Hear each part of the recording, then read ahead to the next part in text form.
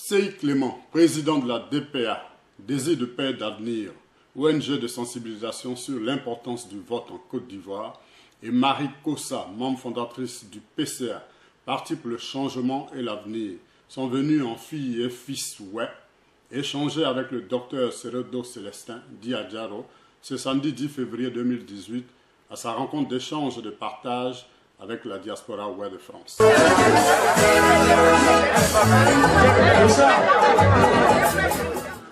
Monsieur Adjaro, tout le plaisir est pour moi de me retrouver en face de vous aujourd'hui. Je vous ai suivi sur les réseaux sociaux et je suis très fier, très content. Alors mon intervention aujourd'hui j'ai deux casquettes en fait.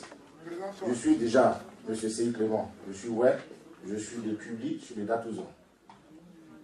Et à côté de cela, je dirige une association que j'ai appelée Désir de paix et d'avenir, DPAC. C'est une association qui milite pour une Côte d'Ivoire où on ne doit plus parler de processus de procédure. Pour une Côte d'Ivoire où il doit y avoir l'union entre les Ivoiriens, quelles que soient leurs origines, leur ethnie, leur religion et quel que soit leur lieu de résidence. Alors, j'ai suivi votre exposé et il y a un point très important que je n'ai pas bien suivi. Vous êtes sociologue, vous me comprendrez certainement. Vous savez, là vous cherchez le suffrage de vos parents. Mais quand on parle de suffrage, on parle de vote, on parle d'élection.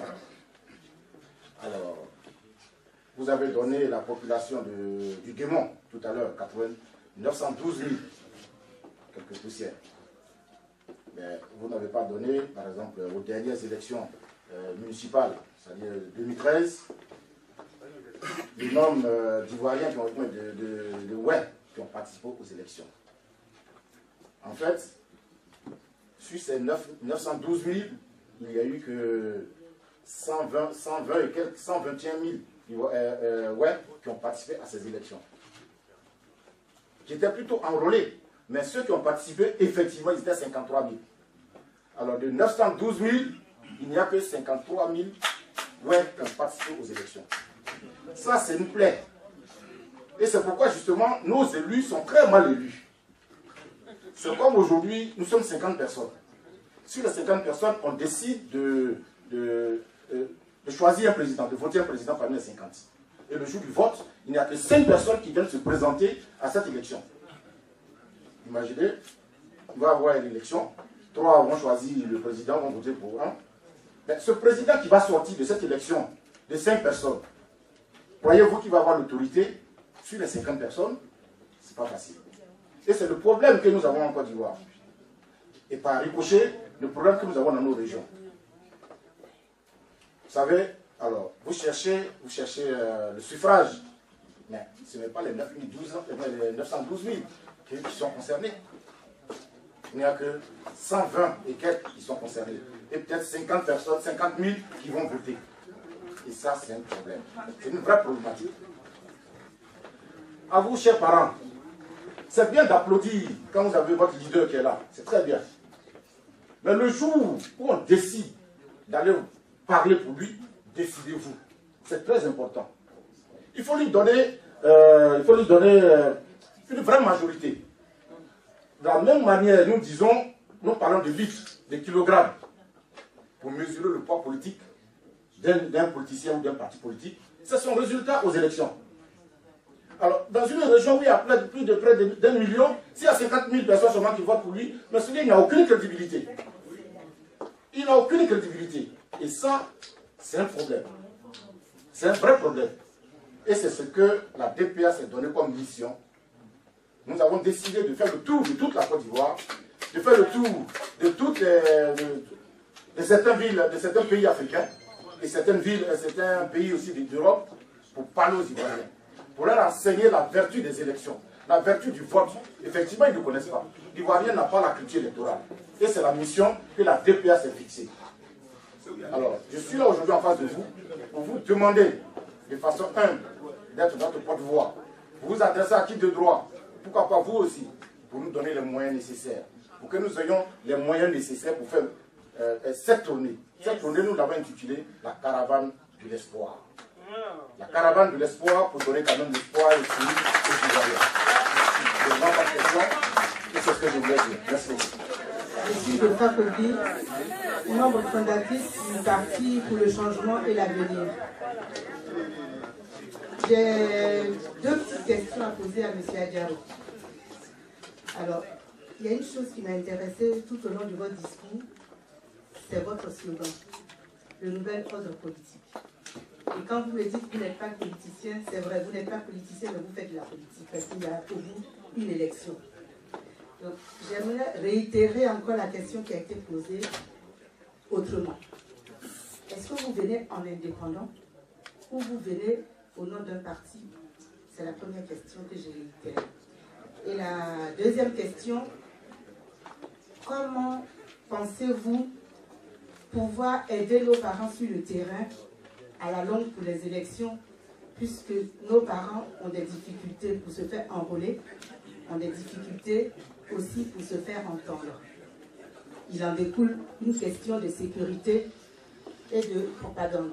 Merci. Nous voudrons dire merci à M. Seyi Clément.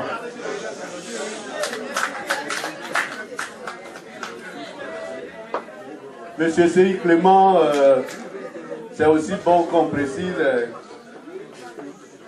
qu'est-ce qu'il nous lie.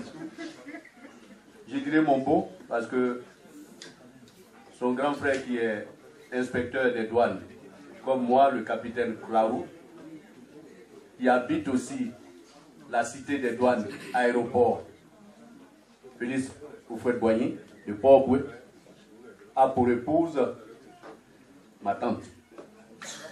Donc, Seyi Antoine, Seyi Clément, ce sont mes beaux. Je voulais faire cette précision. Peut-être que, compte tenu du temps que nous avons pris à nos parents, on a survolé un peu pour ne pas vraiment qu'il y ait des grincements des dents, parce que moi-même, je me mets à leur place.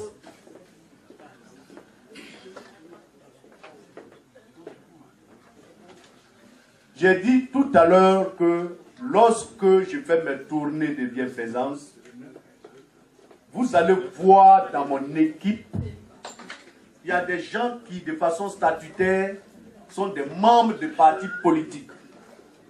Mais quand ils viennent à moi, le seul slogan que j'ai, nous, on va aider nos parents, ouais. Est-ce que c'est rentré? Point. On va aider nos parents, ouais.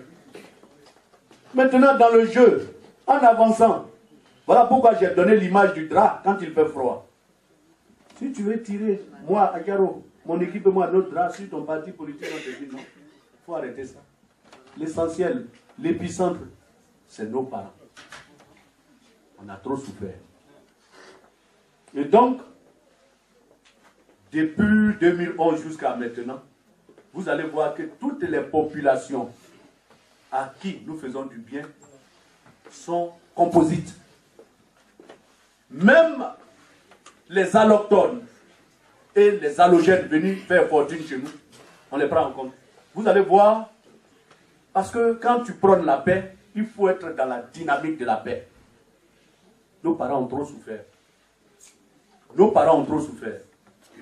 Pendant les temps de carême, chaque année, dans les différentes mosquées, Kubli, Djoko, Fakobli, je donne au moins 1 tonne de sucre, des nattes. Et à chaque imam, des béliers. Pour les religieux, en tout cas, il n'y a pas de problème. Je fais les mêmes dons. Vous comprenez? Donc, ça rejoint un peu la question posée par Mme Kossa. Vous allez aux élections en indépendant ou bien sous quelle bannière? J'ai dit tout à l'heure qu'on m'a donné plusieurs partis politiques, à telle enseigne que mon épouse même me demande maintenant, yo, toi-même tu es où au juste? Pour nous, sociologues, ma soeur sociologue est là, elle vient de se déclarer. Vu la souffrance que nous avons endurée là, je vous dis la vérité, retenez, il s'agit des sciences humaines. quand la société est divisée, quand l'antagonisme a atteint un seuil très criard de son histoire, en réalité, en termes d'élection, et parlant d'institutions de développement telles que la mairie et le conseil régional, on met une personne neutre à la tête. C'est un élément catalyseur de la réconciliation vraie. Je vous le dis, ce sont des propositions. Nous allons analyser, nous allons mûrir et vous allez comprendre. C'est les partis politiques. Tel dit je suis majoritaire, tel dit c'est moi j'ai fait ceci, etc. Mais la société, elle ne s'arrête pas, s'il vous plaît. La société avance. Moi j'exerce au nord, en tant que commandant des brigades des douanes de Frère Kessédougou. J'ai mal. Allez voir Frère Kessédougou. Pendant qu'on perd le temps, à nous quereller entre nous, le développement s'en va.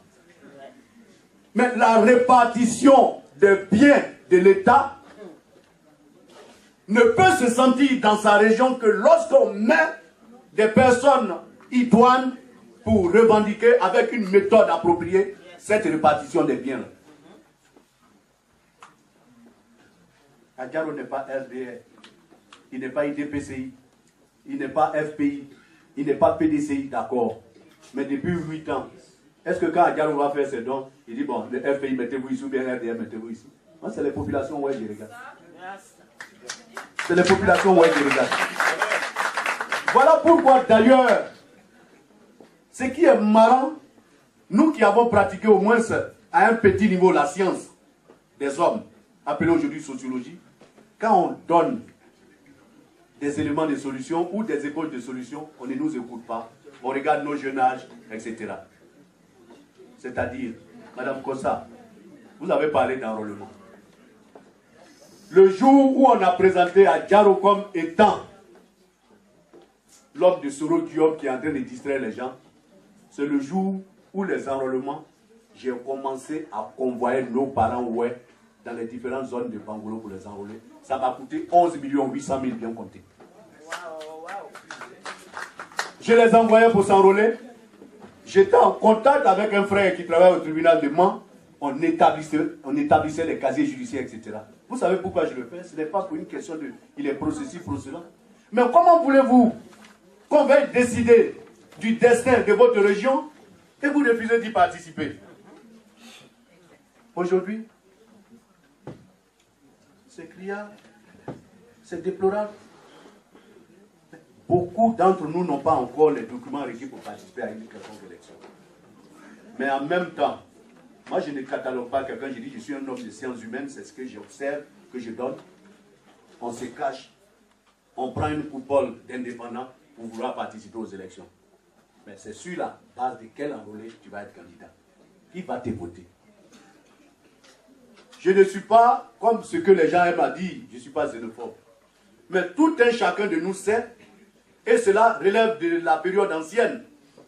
Quand on parle de diriger chez soi, bien entendu, c'est les propriétaires de chez eux là qui disent, voilà l'homme qui va nous diriger.